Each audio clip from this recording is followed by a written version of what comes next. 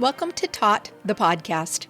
Before diving into today's episode, I have an important reminder/disclaimer to share. The views, thoughts, and opinions expressed by the hosts and guests on this podcast are their own and do not necessarily reflect the official policy or position of any other agency, organization, employer, or company.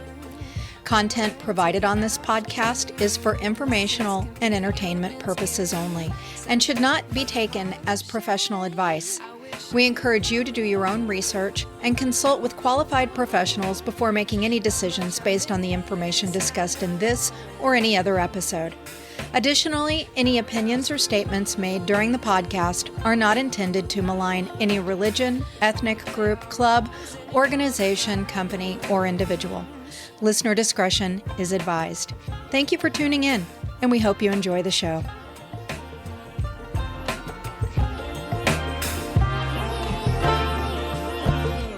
I like to be away my patient. Stay up, I feel so outdated. How can we look the other way? Sun is out, but the sky is gray. People need a pathway to learn and grow, and community that supports that. So if it seems like it's challenging to teach kids these basics, it's because their family structures aren't supporting a diverse community approach at life. A structure where not everything goes exactly like you think it should, and sometimes you might have something unfair or that you don't like happen. The structures aren't based on the idea that sometimes shit goes sideways and you have to roll with it. They're based on, I'm right, and now I have to force everyone to do it my way. I miss not knowing that we're all screwed. A few years ago, I started writing a fictitious story based on my time as an educator. It is called Taught, and the story was partially inspired out of anger and frustration fueled by burnout. Okay, actually it was more than partially inspired by anger and frustration. But Taught has also become a vehicle for me to tell what I thought at the time, and in some ways continue to think, was and is the real story of teaching. I now realize that my perspective is not everyone's perspective, but there are some pieces of Taught that resonated with many educators. This podcast is an extension of that story, and I, a former teacher, will interview other educators asking them to share how they really feel about the current state of education. Why are so many teachers burnt out? Why are so many, like me, leaving the field? We likely won't solve any problems or come up with any solutions, but we can create a community of voices that maybe begin the conversation around how educators can take back teaching. I'm Melissa LaFleur. Welcome to Taught, the podcast.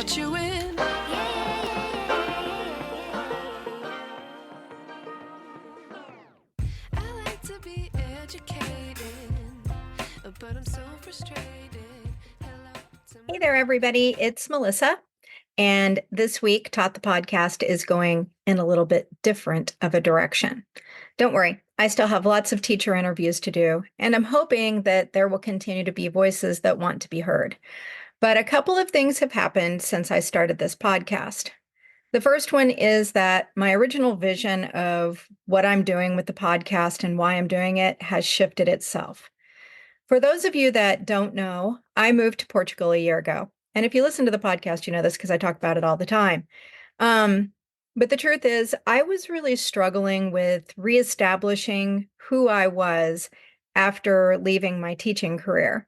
And this has been an ongoing thing for a couple of years for me. So I had a lot of work to do when I came out of teaching. I had a lot of work around coming to terms with the fact that I had an identity underneath my teacher persona. So I needed to spend some time pulling that chick out and getting to know her again. And that has really taken up the majority of the last couple of years. So in the midst of all of that, I also had to go through the transition of moving to a new country. And if I could say a word here about myself, I don't transition well. However, I do a lot of it. And I should have known that this was going to be a challenge for me, but I really, really struggled. And if you'd like me to talk more about this, if anybody wants to hear about what it's like, maybe you're thinking of doing something like this yourself, write to me. If enough of you contact me and want to hear about something, I'll make it happen. For right now, let's just say that if you, like I was, are sitting back and watching all of those YouTube videos about people's new amazing traveling lives in their perfect new country, I just want you to know that that experience, at least for me, was very hard to come by. And we'll go ahead and put that to bed for now. And I won't go into all the details of that. But suffice it to say, I became very aware during the 2-year process that at some point I became depressed. And I needed to do something to navigate all of this transition better. So for me, that meant two things. One was exercise. I'm the type of person, I'm not super fit, but I do need daily exercise and quite a bit of it to keep my mind positive. So the other thing that typically works well for me if I'm kind of in the dumps is a project. So I decided I needed a project. And at that point, this would have been a year ago, I decided to go ahead and publish the book that I had been working on. I had written it, I had edited it, it was ready to go. So I did that. Then I decided to turn that book into an audiobook, and I did that. Um, I will say I do feel like someone should give me some sort of honorary degree in audio editing, because if you ever think you want to sit down and do your own audiobook, it is quite a process. But I did it. Then I sat back and I waited for the fallout, financial and media, of course. Suffice it to say, those countless nights that I agonized over whether someone would try to sue me because they recognize themselves in a character or scenario, even though the book is fictitious. Yeah, those nights were wasted because no one bought the book. Well, that's not true. My friends and family bought the book, the ones that I didn't give it to for free. And when I realized the book was not going to be the mega hit that I assumed it would be, I also had to acknowledge that it was not going to be my ticket out, which actually was the original title for the file I kept on my computer since 2015. And it was going to be my ticket out of the education world. Um, I was going to be a best-selling author, of course. But that's not the route that things went. And I decided that I needed yet another project.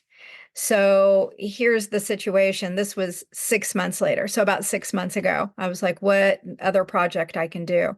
Because this does not help depression when you spend 6 months of your life compulsively looking at Amazon and Audible accounts to see if your book has sold. However, it does give you a lot of reflection time. And, you know, in my reflections, I came up with writing a book is hard.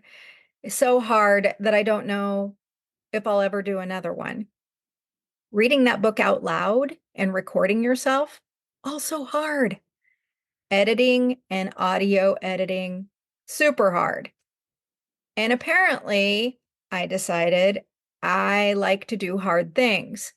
But why is this? Why do I put these hard challenges out for myself? Um, and I think it is because when you're on the other side of that challenge, no matter how hard it is, you have that feeling of accomplishment and success. However, I wasn't getting that feeling. So I had several months to sit with that and think about it. And when I wasn't thinking about how damn hard it is to learn Portuguese, I was thinking about all of this. And this is what came to me. I started the book originally because I was a broken, disenchanted helper who wanted to be heard. Okay, and I was hoping to make a ton of money and never have to spend another day worrying about money. That's a little, extra. Um, But I really wanted to commiserate and broadcast all the reasons I think I didn't get to help to my maximum potential in education. And I wanted to do it in an authentic way. And I think I'm funny. I still laugh when I read that story. And guess what? I did it. I mean, if I sit back and think about it, I accomplished that goal other than the becoming a best-selling, multi-millionaire author. But the rest of it I did do because some people did read my book and some people said, yeah, you got it right. I also had to face the fact that I got it right for those of us that feel the way that I do, but there's many different feelings around education, and some people are way more burnout than I was, and some people are not burnout at all. So some people read my book and said, "What are you talking about?" And other people read my book and said, "You didn't get it right because you glossed over, these other big issues." But at the end of the day, I did it. I told the story of why I can't continue to be that helper in education, but I'm still a helper. I feel my most alive when I'm contributing to something that I think is going to make the world a better place. So, as I'm sitting there marinating in all of this reflection and lack of success and money, um, I had some really well-meaning people who knew me start nudging me um, to take on yet another project, which was Taught the podcast. Clearly, I love to talk about education. Seemed like a really good fit. So the result is you and I being here right now.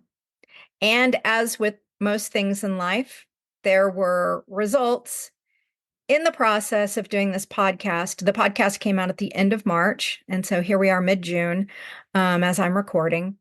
And some really cool things have happened that I would not have anticipated. But so first, let me say that the podcast is slightly more successful than the book because about 10 to 20 people are downloading it each week. And in the podcast world, that's not considered a stunning success. And of course, I dream big, and I just assumed that every teacher in America would be spreading this like wildfire, and that's not happening either, but it is moderate success. And the podcast has forced me to reach out and beg people to either be interviewed or listen to the interviews. Additionally, I had not seen this coming. I mean, I really felt this big responsibility.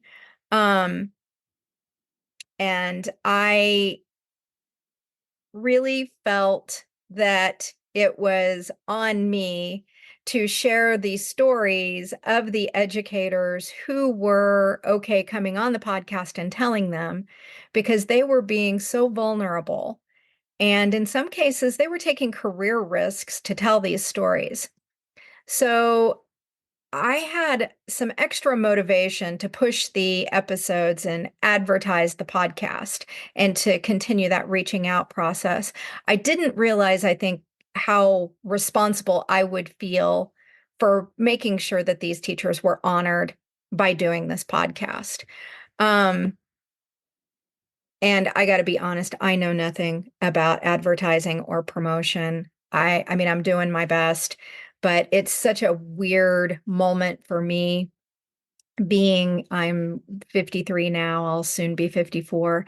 And this time of social media where people are promoting and influencing and all that jazz, it is a foreign world to me. I'm not really sure that I'm ever going to get it. So I do feel a little bad because the people that I do want to promote and I want their stories to be heard, I'm not the greatest person to be promoting them, but we are reaching out. We are getting in contact with some people. And through all of this, I began making connections with people that I never would have otherwise, like three very generous women who have agreed to help me over the next few months. And I'm really excited about it. I'm actually living the philosophy of it's not the destination, it's the journey. And I'm hoping that that journey will help other educators feel seen and supported. So I have these three friends, Melissa, Sarah, and Amy, all new friends who are all licensed professional therapists. I am going to start having roundtable discussions about chronic stress issues and burnout symptoms and what we can do right now to combat the effects of them. These episodes should never take the place, sorry. These episodes, let me start again. These episodes should never take the place of the valuable outcomes that can be attained from working one-on-one with a professional on a personal level. Not the intent of the roundtable discussions. They are intended to offer tips from professionals with knowledge and expertise that could help us all have a little more calm and well-being in our lives. However, if you find yourself listening to an episode, past or future, and wanting a little more, but maybe not feeling you need the deep work that comes from working with a one-on-one therapist, Amy, one of the therapists, will be offering drop-in coaching sessions once a month. So keep an eye on the TOT Facebook page, Instagram, and the Buzzsprout site where the podcast episodes are housed for more information. So this is the first shift that TOT the podcast will be making and the why behind it. The second shift is that similar topics keep coming up over and over in many of the episodes. And I find that old feeling of frustration I had when I was teaching creeping into me again. This is as big a reason that I am so grateful for Melissa, Sarah, and Amy that they're going to be helping me and giving us some strategies for tackling some of these issues. But I do appreciate that help, and I know we all will. But I also realize that while educators, we're out here, right? You're out there. And I know that when I left, I was over faking that everything is over, faking that everything is okay. And we just need to grin and bear it. And I don't think that any of us want the plight of what teachers are going through to be glossed over right now. That does not mean that we can't add a little positivity in here, though. And so we're going to be trying to do some of that, which is the second shift. So I'm going to start adding some things to the interviews to let you see the educator glow that I know is in every educator. Yes, we're stressed. Some of us are burned out, but we can still glow when we talk about certain things. And I love that feeling. I love that feeling of sharing like those really special moments that still make me smile. And I'm betting that the people I interview will love to do that also. And I don't think I've had enough of that in the podcast. So finally, when I can fit in an episode, I'm going to try to do an episode myself like I am today, where I talk about some of these repeated topics that I mentioned earlier. I would say probably the one that comes up the most is student behavior. I don't know if you noticed, I dropped my microphone a while ago. Shift it here.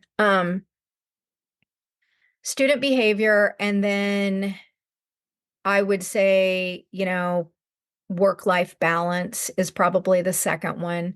But there's all these little things that happen in the world of education that are kind of repetitive and we see happening over and over again. So I am going to start talking about some of these things, where they are happening and what's going on with them. And I'm just going to use the news as my resource. Think of it kind of like educator current events. And boy, do I have a doozy for us today. So those are the shifts, and now you know the why. Let's dive into today's current event. So there's a town outside of Madison, Wisconsin, which is pretty darn close to Milwaukee. Maybe you all knew that. I did not until I did the research for the episode. Yes, I do research for this podcast. Anyway, this town is called Baraboo. I think that's how you pronounce it. That's how I'm going to pronounce it. Baraboo had their high school graduation on May 31st, and during the graduation, like most graduations, the graduates had to go up on a stage and then go down the assembly line of people shaking hands. You know, high school counselors are usually up there, maybe a board member, principals, and then at the end was the superintendent. While the graduation was going on, one of the graduate students' fathers went onto the stage as his daughter was crossing and doing all the handshaking, and he pushed the superintendent back, stating that the superintendent, and I quote from the article that I read this in, was not going to touch his daughter. The superintendent's name was Rainey Briggs, and he has since this happening filed a restraining order. He pressed charges and then later decided to file a restraining order against the man who pushed him. The article I read did not have the man, the pusher's name, and I did not dig for it because personally, I feel that the high school graduate has been put through enough. I don't know what precipitated all of this, but I do know as a 18-year-old that this is probably not how you want your graduation to go down, even if you did feel that your dad was right to do it. So my focus is the story itself. So one other detail I want to mention is that after the fact, at some point, the pusher, I'm assuming it was after they took him away and he was kind of trying to say his why for doing this. I don't know, but at some point he made a reference to his daughter being treated unfairly in a prior disciplinary process. A disciplinary process that Briggs, the superintendent that was pushed, says he was not even a part of. It takes nothing to find these stories daily all over the US. And it may be worldwide, but I look mainly in the US because I'm an English speaker. I'm from the United States. That's the easiest stuff for me to understand and be able to have an accurate lens on, I think. So let's think about this. A parent was upset at how the school managed a disciplinary process. And their strategy for handling that was to interrupt a graduation ceremony and publicly assault what they assumed to be the figurehead for the organization. In my never humble opinion, we have the answer right here to why school violence and bullying continue to be problematic. Number one, problem solving has become yet another area in America where folks embroiled in the problem see it as a situation where one side has to come out victorious. Who's going to win? I'm going to win at all costs. Number two, if you're right and not victorious, you must continue to push for the acknowledgement that you are right. Because if you don't, you are basically letting the other party be right, and this is unacceptable. You can't let the other person win. And number three, anything done to defend your rightness is okay because you're right. So this parent disagreed with the disciplinary action meted out by the school. Who knows? He could be right. Maybe his daughter was treated unfairly and dealt a rotten deal. We don't know. Maybe school officials were dumb in their handling of the situation. It happens. But I find it hard to believe that there is not a better way than this to handle it. And let's not forget that whatever happened, the student was attending her graduation ceremony when the parent decided to take his moral stand and put hands on another person. Because nothing says I'm proud of my graduate's accomplishments like physically assaulting someone who pissed you off. I keep using the term physical assault because that's what it is. And I am pleased that Mr. Briggs is filing charges because I don't see this type of thing getting better until we start holding the people perpetrating these types of things accountable. Let me clarify. We should use the systems in place and as intended. If a person comes up to me at the gas station and shoves me, have the right to file charges against that person.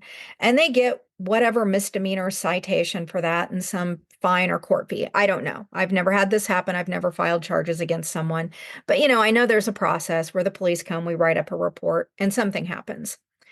It shows up on their record, I believe, later. So if they do something like this again, there's a record that it happened before, and then the consequences become more significant.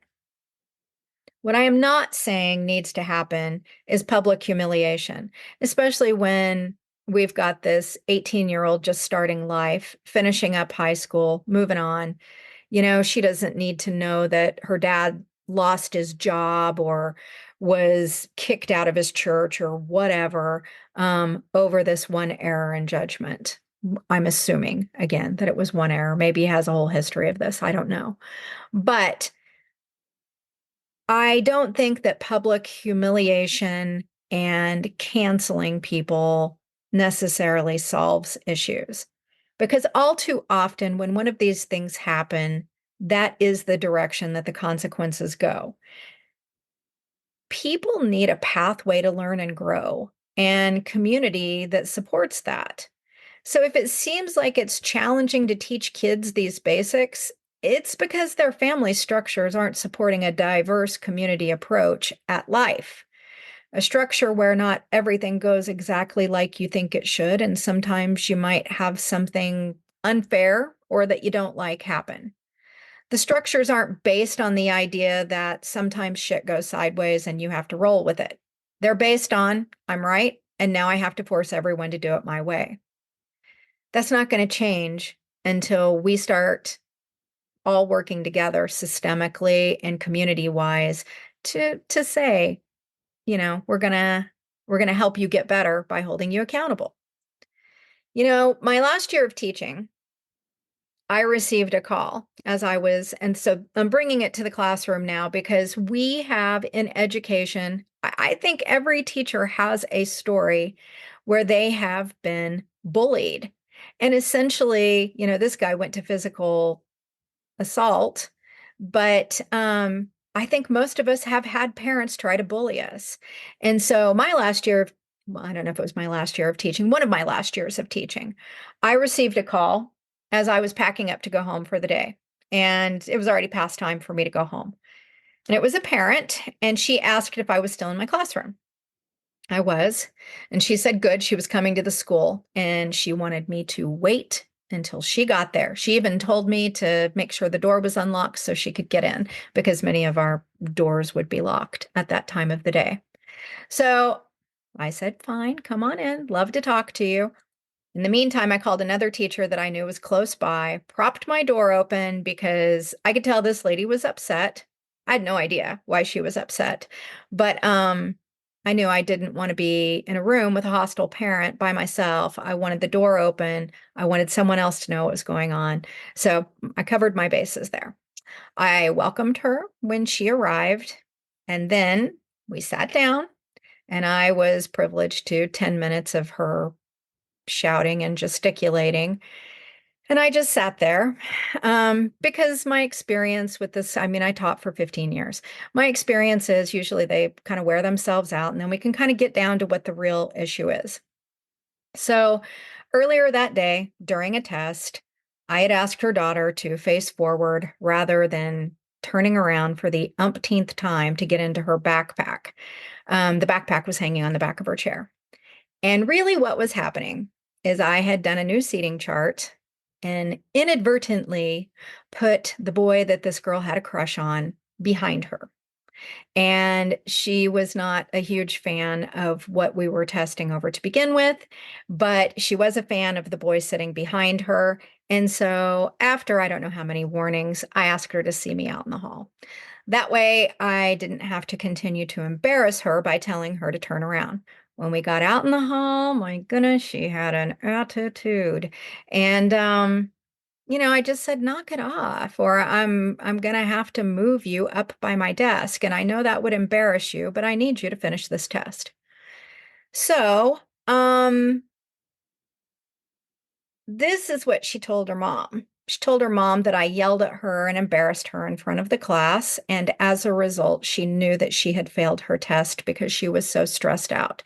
And she just wanted her mom to know why she was going to fail the test.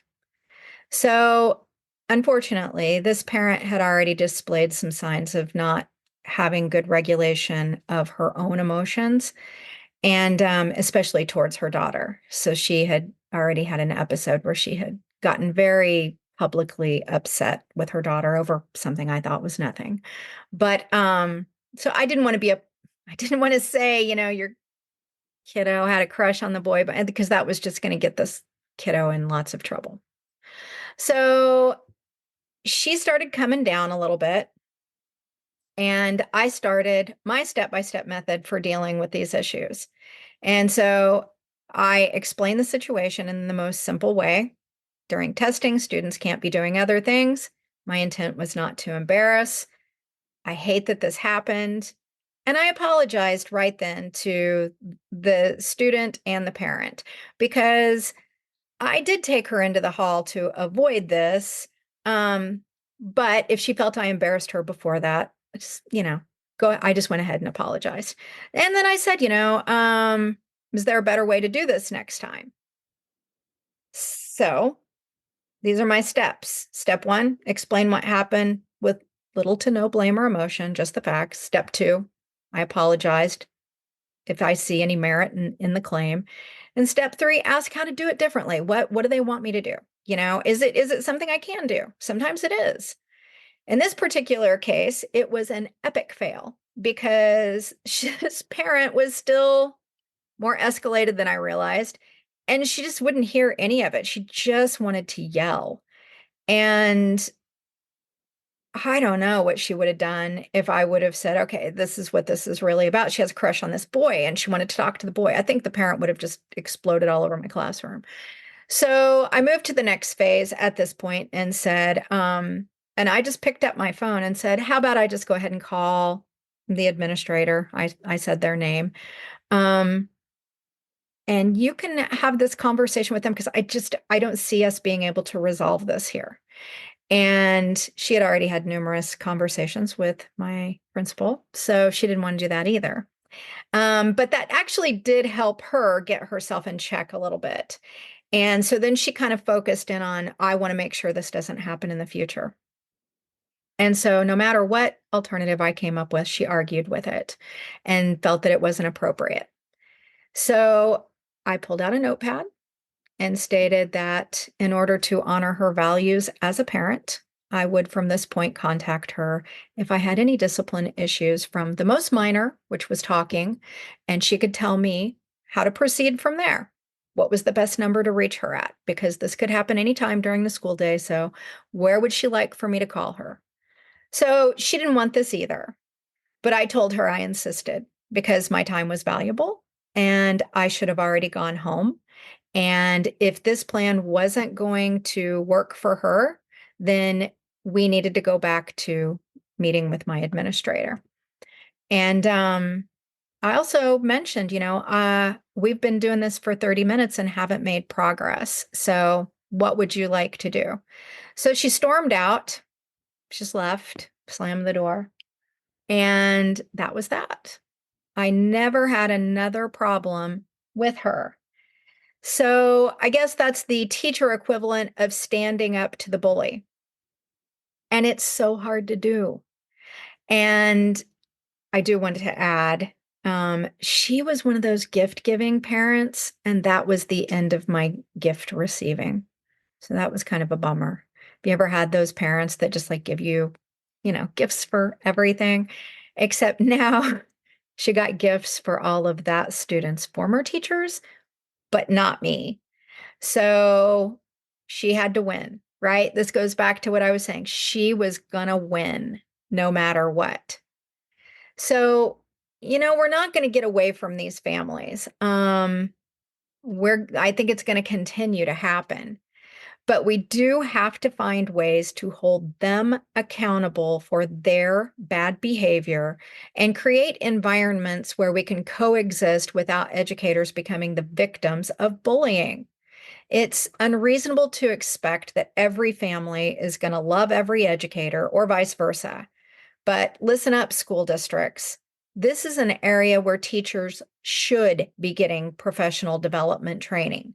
Many do not have the tools or personality to cope with the rising aggression in parents who think their opinions and philosophies should be catered to, especially your first, second, third year teachers. I mean, it took a long time for me to find my voice and be able to have these exchanges with parents. And I feel like there's an art to it, but it's an art that can be taught and learned. So this will be one of the many issues that we discuss in future podcasts. In the meantime, join the conversation. What are your strategies? What have you used or seen that has been effective at communicating with those bullying parents? You can leave your comments via the Taught Facebook page, Taught by a Teacher. You can comment on the Instagram post for this episode at Taught the Podcast. You can comment on this episode itself on the YouTube channel. It's going to be the first episode that I actually put video with, so I'm a little nervous about that. And the Taught YouTube channel is Taught at Taught 2022. Or you can visit the taught.buzzsprout.com site and go to the fan mail to leave your comments. All these links will be posted in all the platforms and today's show notes. I really would like to hear your voices and opinions. So this brings us to the close of my personal first episode. And I want to say that whether you agree with me or my other guests, I really believe all of our voices are important. Education is a multifaceted issue, but one thing remains. Without educators, there's no education system. And wherever you are, and whatever you are doing in that field, you have more power and value than the system leads us to believe. The education system needs us, and collectively, we have the ability to shift things into a healthier, well-balanced space. It starts today by supporting each other and challenging ideas and systems that are not in our best interest or the best interest of our students. Take care of yourselves because you matter, and so does whatever work you're doing. Thanks for joining us for Taught, the podcast. I wish I knew.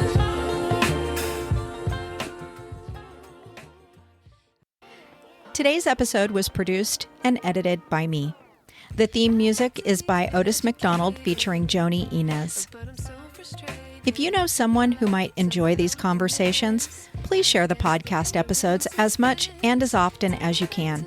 It's as simple as copying the link you use to access today's episode and sending it in a message or sharing it on social media. I'm a small independent operation, and your shares broaden our audience. Perhaps you or someone you know will be inspired to talk about teacher burnout. If you would like to get your voice on my podcast, contact me via the link on my webpage, taught.buzzsprout.com. Coach, speaker, and author Rashid Ogunlaru said, "It may take many voices for people to hear the same message." Join me in being one of the many voices rising up to get the message out around educator burnout. This is Melissa LaFleur. Thank you for listening to Taught, the podcast. We play our roles and ignore the problems. I wish I knew.